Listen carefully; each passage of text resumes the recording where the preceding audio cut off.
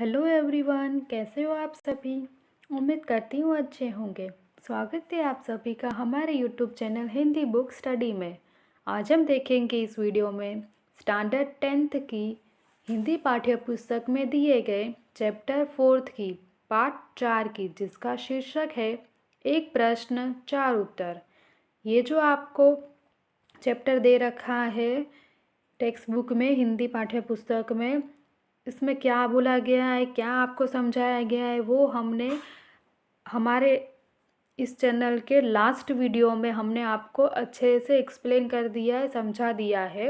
ये वीडियो में देखेंगे, इस वीडियो में हम लोग देखेंगे इस चैप्टर का, इस पार्ट का स्वाध्याय। अब पहले आप लोग हो सके तो पहले वो वाला हमारा लास्ट वीडियो देख लेना, फिर ये वीडियो देखना, तो आपको अच्छे से समझ में आएगा ये स्वाध्याय कि इसमें आपको इस उत्तर कैसे, ये वाला उत्तर यहाँ पे आया। ठीक है, तो अभी शुरुआत करते हैं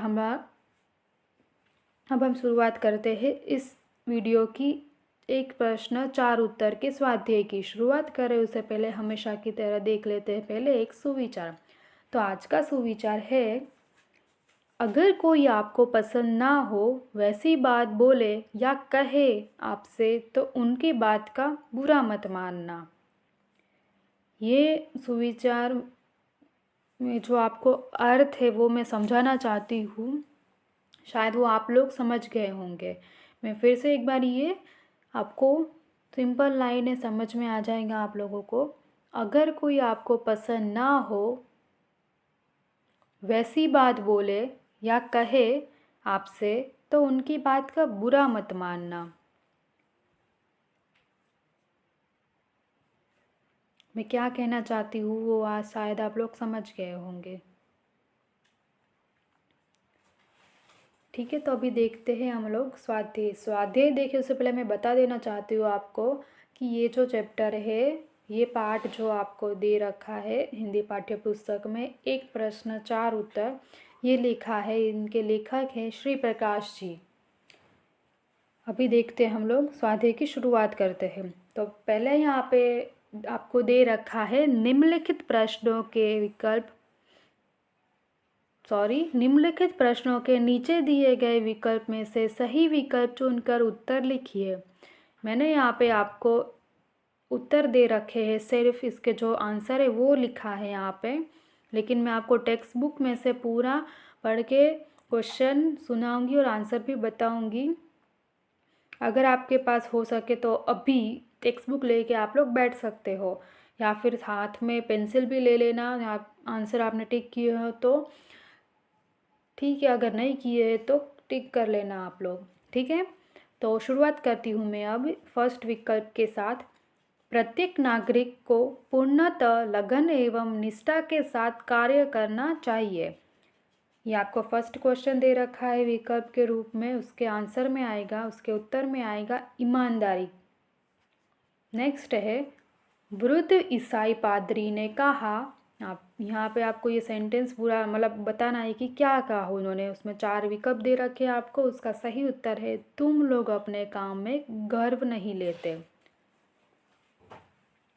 थर्ड है, भगवान की मूर्ति की स्थापना करने के बाद, यहाँ पे चार विकल्प है, सही चुनकर आपको लिखना है। उसमें इसका उत्तर आएगा उनके कहे अनुसार चलना चाहिए। ठीक है, तो अभी हम लोग स्वाध्याय में आगे देखेंगे। मैंने यहाँ पे आपको आंसर नहीं दे रखे, मैं आपको पढ़ के मतलब मैं आपको क्वेश्चन पढ़ के फिर उसके उत्तर बताऊंगी, ध्यान से सुनना आप लोग। अगर आपको इसमें कुछ भी डाउट हो या समझ में ना आए तो आप हमें कमेंट करके पूछ सकते हो। तो इसमें सेकंड आपको बोला है निम्नलिखित प्रश्नों के एक एक वाक्य में उत्तर लिखिए।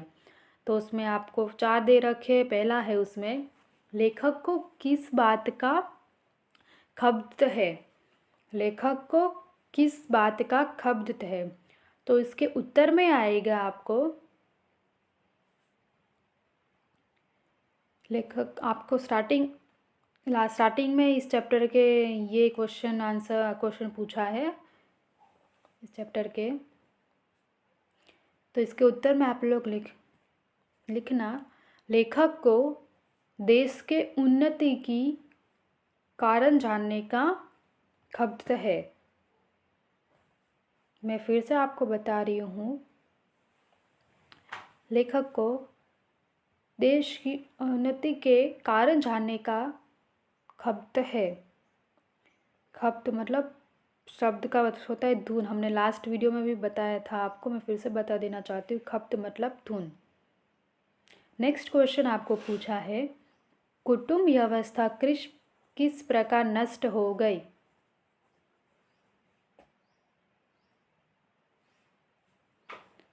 तो इसके उत्तर में आप लोग लिखना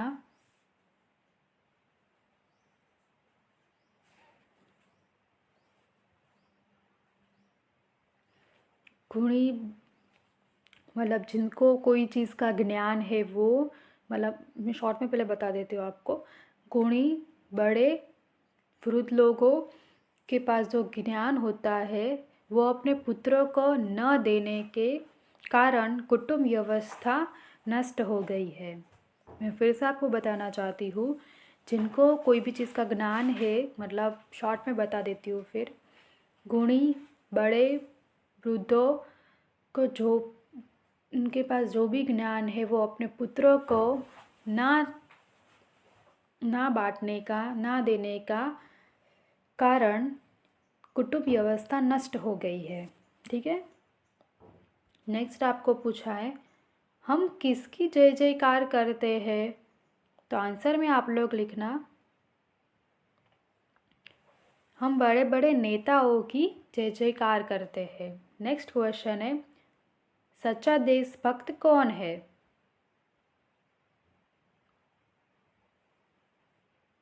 इसके आंसर में आप लोग लिखना, जो ठीक से अपना कार्य करता है और अपना कार्य समझता है वही सच्चा देशभक्त है। अभी आप आगे आपको बोला है कि निम्नलिखित प्रश्नों के 2-3 वाक्यों में उत्तर लिखिए।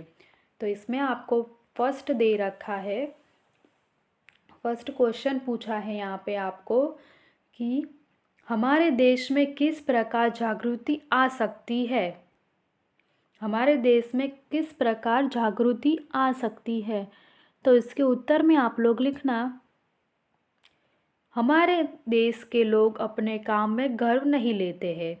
इसके अलावा वे अपनी जिम्मेदारी भी नहीं समझते।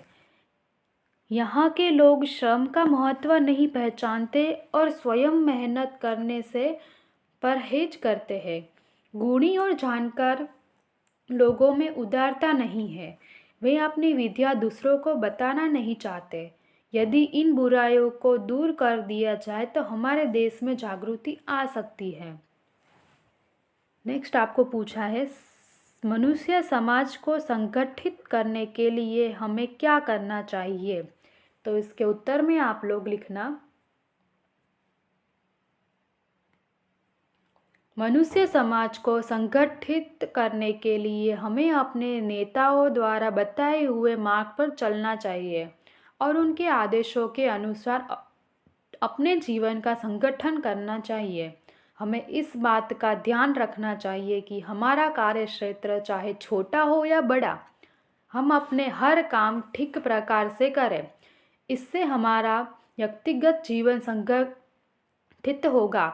हमारे व्यक्तिगत जीवन संगठित हो जाने के बाद मनुष्य समाज अपने आप संगठित हो जाएगा। तो इसका ये उत्तर है। नेक्स्ट आपको थर्ड पूछा है यहाँ पे, तुम लोगों में उदारता नहीं है।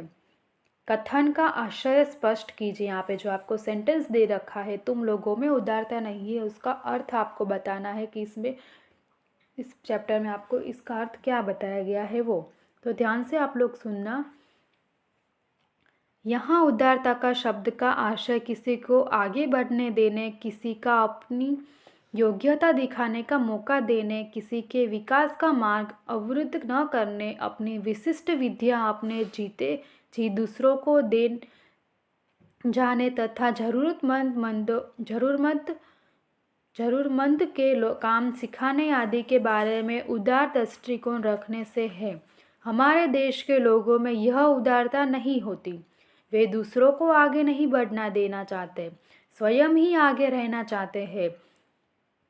गुणी नवयुवकों को अपनी योग्यता दिखाने का अवसर ही नहीं देते। वे अपनी विद्या भी किसी को नहीं सिखाते और वह उनके साथ ही खत्म हो जाती है। इससे देश और समाज का बड़ा नुकसान होता है और लोगों को उपयुक्त अवसर पाने से वंचित रह जाना पड़ता है। तो ये इसका आंसर था। अभी लास्ट आपको पूछा है इस स्वाध्याय का, निम्नलिखित प्रश्नों के सविस्तर उत्तर लिखिए। मतलब यहाँ पे जो आपको क्वेश्चन दे रखा है उसका पूरा और अच्छे से उत्तर लिखना है आपको, कि पूरा विस्तार से समझाना है, डिटेल में बताना है इसके उत्तर। तो फर्स्ट है, ईसाई पादरी ने लेखक के प्रश्न का उत्तर किस प्रकार दिया। तो आप लोग लिखना उसके उत्तर में, ईसाई पादरी लेखक के विदेशी मित्र थे। उन्होंने लेखक के प्रश्न के उत्तर में कहा कि तुम लोग अपने काम में गर्व नहीं लेते। उन्होंने अपनी बात को स्पष्ट करते हुए कहा कि यहाँ के लोगों की कथनी और करनी में बहुत फर्क होता है। वे नौकरी के लिए दरखास्त देते समय अतियोक्तिपूर्ण शब्दों का प्रयोग करते हैं, अपने मालिक की शुभकामनाएं की प्रतिज्ञा करते हैं, पर नौकरी मिलते ही वे अपनी जीविका को ही खराब समझने लगते हैं। वे अपने अन्य साथियों के साथ मिलकर काम खराब करने के लिए षड्यंत्र रचने लगते हैं और मालिक को हैरान कर डालते हैं। अन्य देशों में लोग साधारण शब्दों में नौकरी के लिए दरखास्त देते हैं और जब स्थान मिल जाए तो वे बड़ी निष्ठा और लगन से काम करते हैं। हमें इस बात पर ध्यान देना जरूरी है। सॉरी।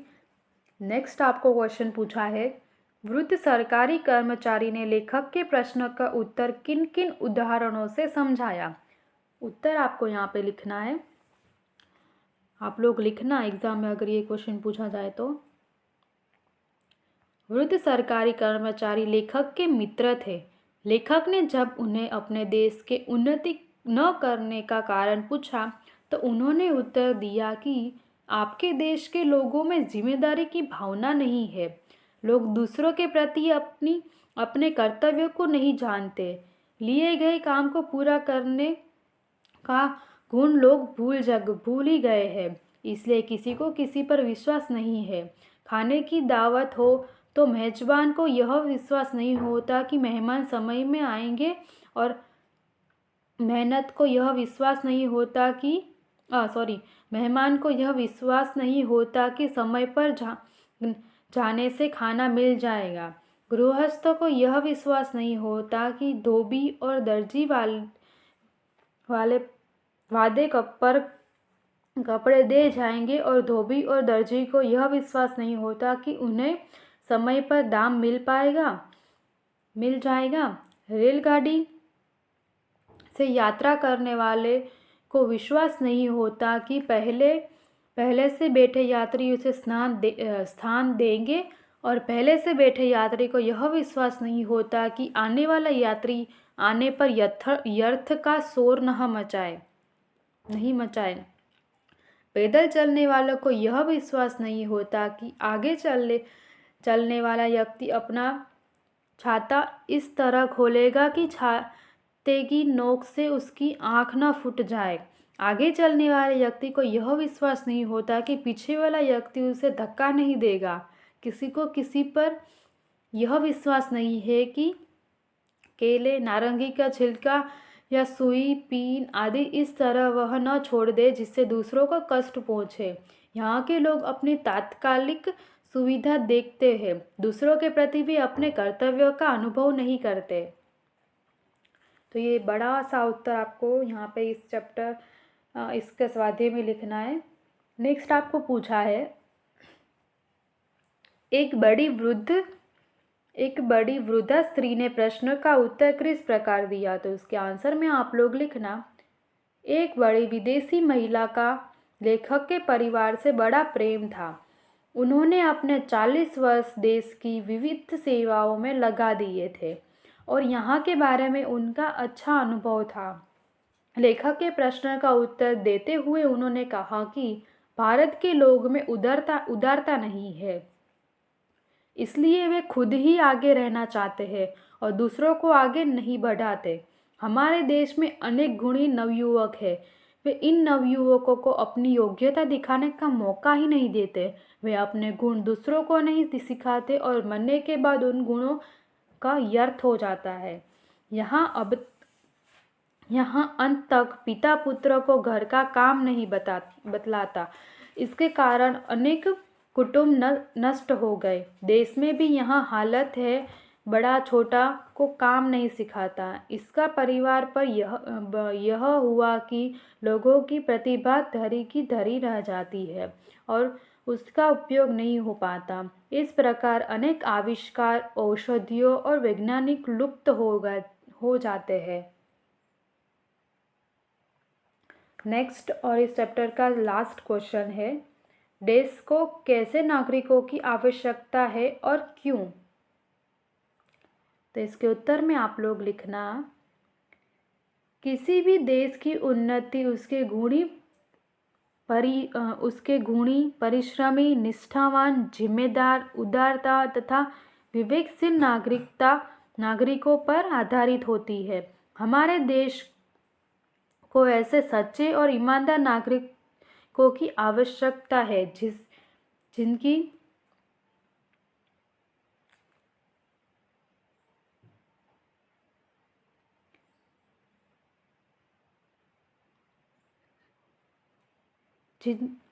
जिनकी कथनी और करनी में अंतर न हो। वे जो काम ले उसे निष्ठा पूर्वक संपन्न करें। साथ ही उन्हें दूसरों के प्रति अपनी जिम्मेदारी का भी एहसास होना जरूरी है। प्रत्येक नागरिक को श्रम का महत्व समझाना चाहिए और यह बात मानकर चलना चाहिए कि संसार में कठिन परिश्रम के बिना कभी किसी को कुछ नहीं मिलता है। संसार में जो भी बड़े हुए हैं वे सब अथक परिश्रमी रहे हैं। देश को अथक परिश्रम करने वाले नागरिक की आवश्यकता है। इसके अलावा नागरिकों में उदारता का गुण होना भी आवश्यक है। उनमें नवयुवकों को आगे बढ़ाने की उदारता होनी चाहिए। वे लोगों की काम सिखाने में मदद करें। लोग ऐसे हो जो अपने गुण, अपनी कला लोगों को देने में संकोच न करें। देश को ऐसे ही कर्मठ और उदार नागरिकों की आवश्यकता है। तो यहाँ पे ये जो मैं लास्ट क्वेश्चन था उसका उत्तर बताया है। यहाँ पे हमारा पाठ 4 का चैप्टर 4 का स्वाध्याय ख़त्म होता है। यहाँ पे अगर आपको इसमें कुछ भी समझ में ना आया हो तो हमें कमेंट करके पूछ सकते हो। Thank you for watching my video. अगर ये वीडियो आपको अच्छा लगा हो, पसंद आया हो, आपको सब कुछ समझ में आया हो तो हमारे चैनल को सब्सक्राइब करना, इस वीडियो को लाइक करना और अपने फ्रेंड्स और भाई बहनों के साथ शेयर करना।